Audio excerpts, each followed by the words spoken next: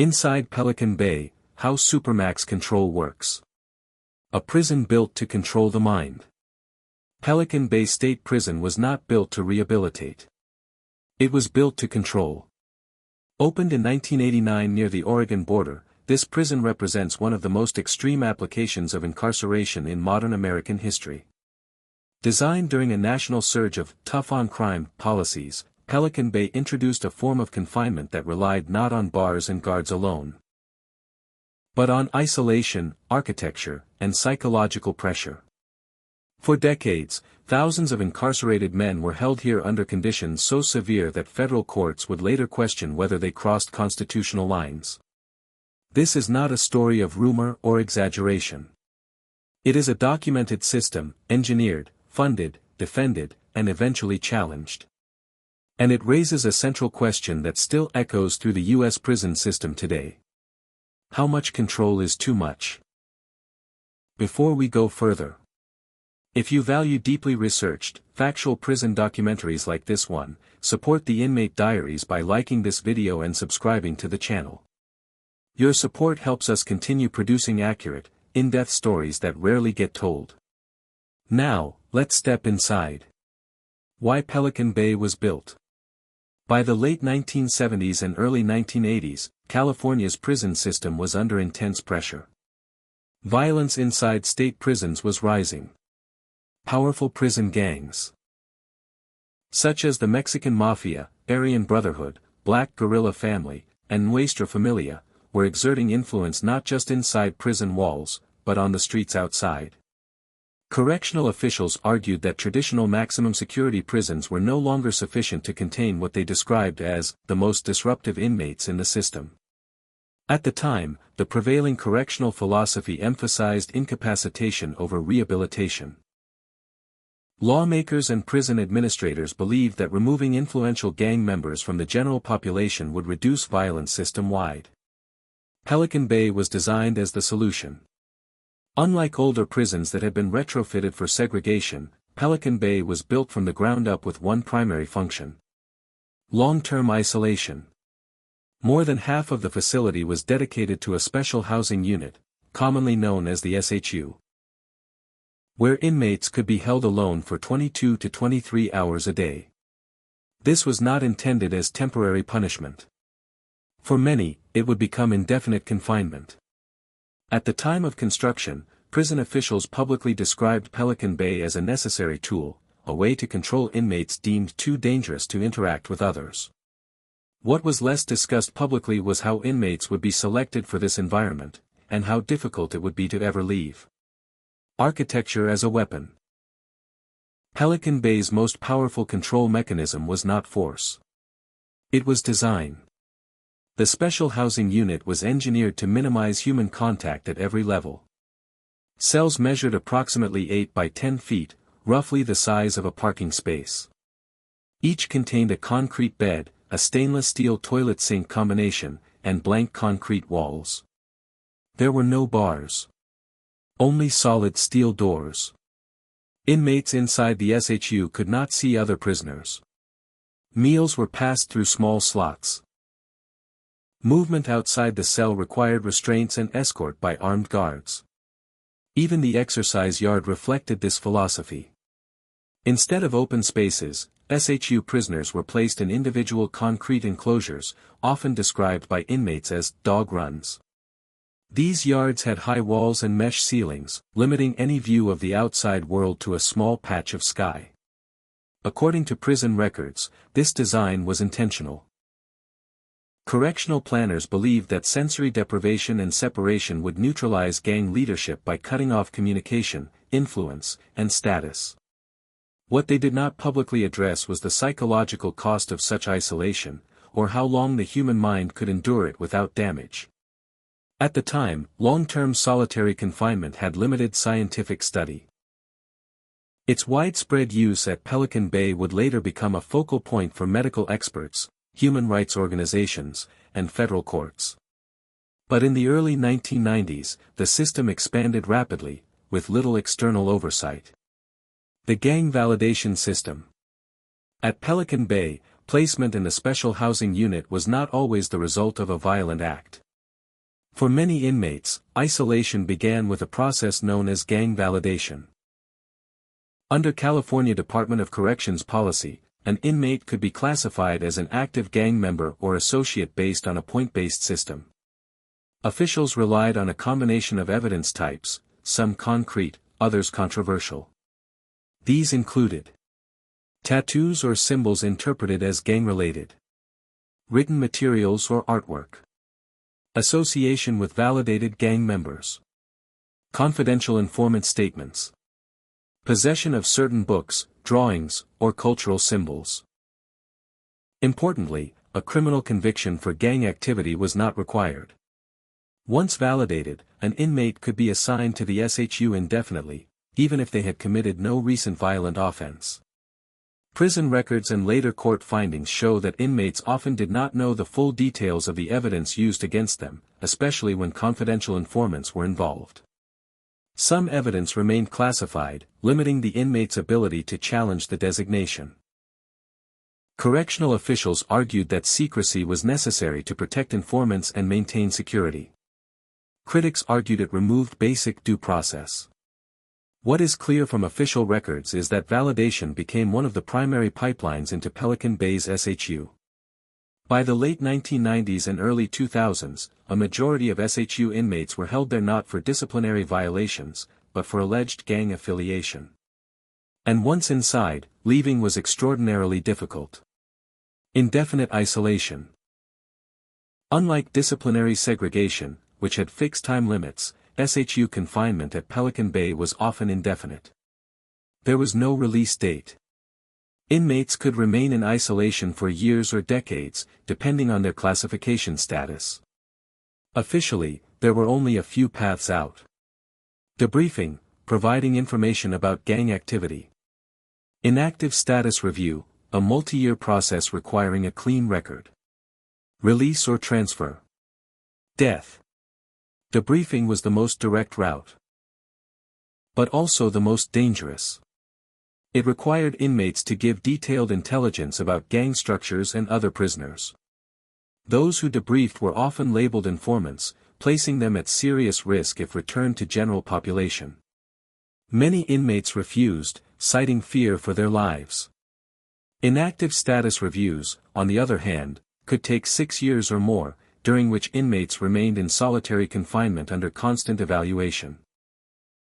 Court records indicate that some prisoners spent 10, 15, or even 20 years in the SHU without a single disciplinary infraction. From the administration's perspective, this system incentivized cooperation and discouraged gang involvement. From the inmates' perspective, it felt like psychological coercion. Federal judges would later scrutinize whether this indefinite isolation constituted cruel and unusual punishment, but for decades, the system continued largely unchanged. Daily life in the SHU. Daily life inside Pelican Bay's SHU followed a strict and repetitive routine. Inmates typically spent 22 to 23 hours a day alone in their cells. Meals were eaten alone. No communal activities existed. Educational and vocational programs were extremely limited or non-existent. Human contact was minimal and usually mediated through steel doors. Even conversations with guards were brief and procedural. Exercise, when permitted, took place in individual concrete yards, one inmate at a time, often for about 90 minutes per day. Some prisoners reported fewer opportunities depending on staffing levels or lockdowns. Medical and mental health visits occurred through cell doors or in small secure rooms, with restraints commonly used during movement. According to correctional records, these conditions were justified as necessary for security. However, medical experts who later testified in court described the environment as sensory deprivation, characterized by monotony, silence, and isolation. The absence of normal social interaction became one of the most significant factors in later legal challenges. Psychological impact. By the mid-1990s, Pelican Bay had become the subject of intense legal scrutiny. In Madrid v.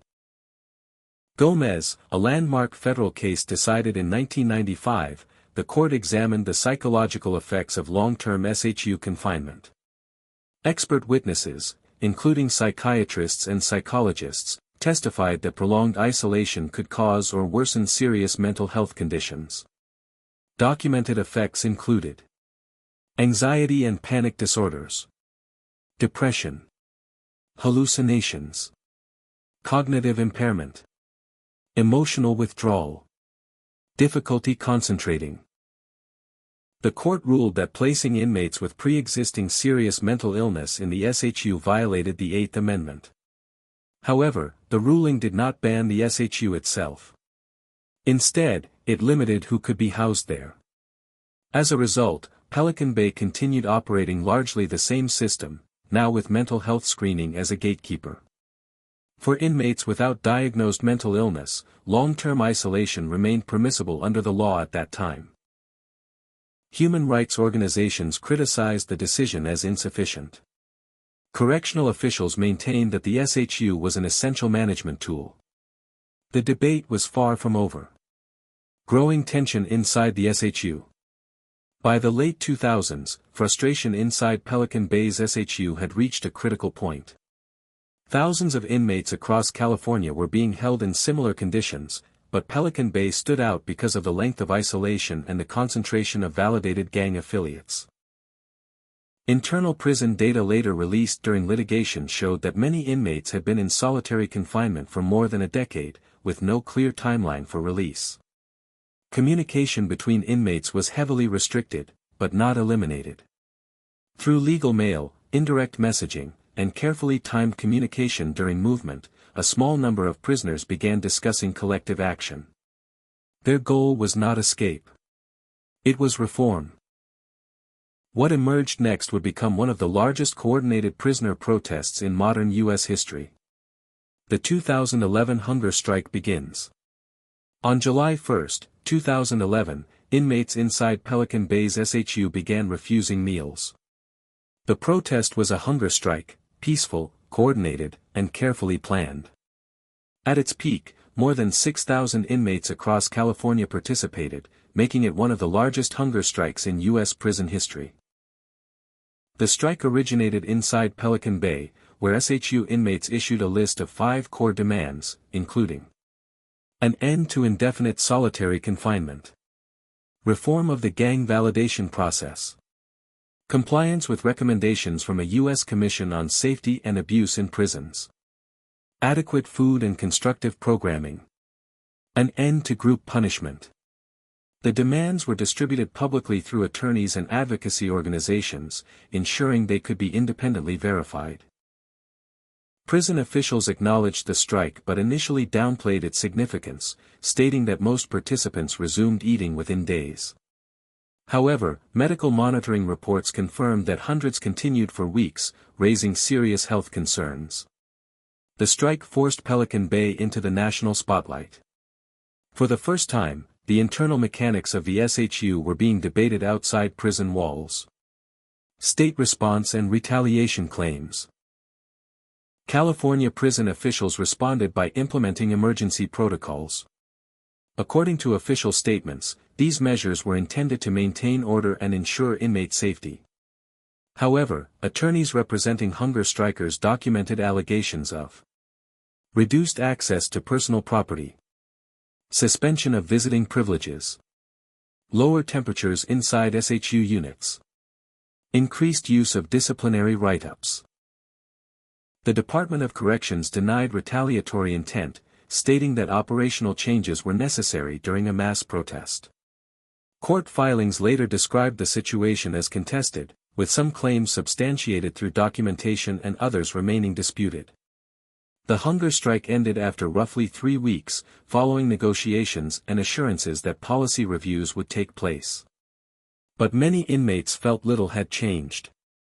2 years later, the protest resumed. This time on a larger scale. The 2013 hunger strike. In July 2013, inmates launched a second hunger strike. This time, participation spread far beyond Pelican Bay.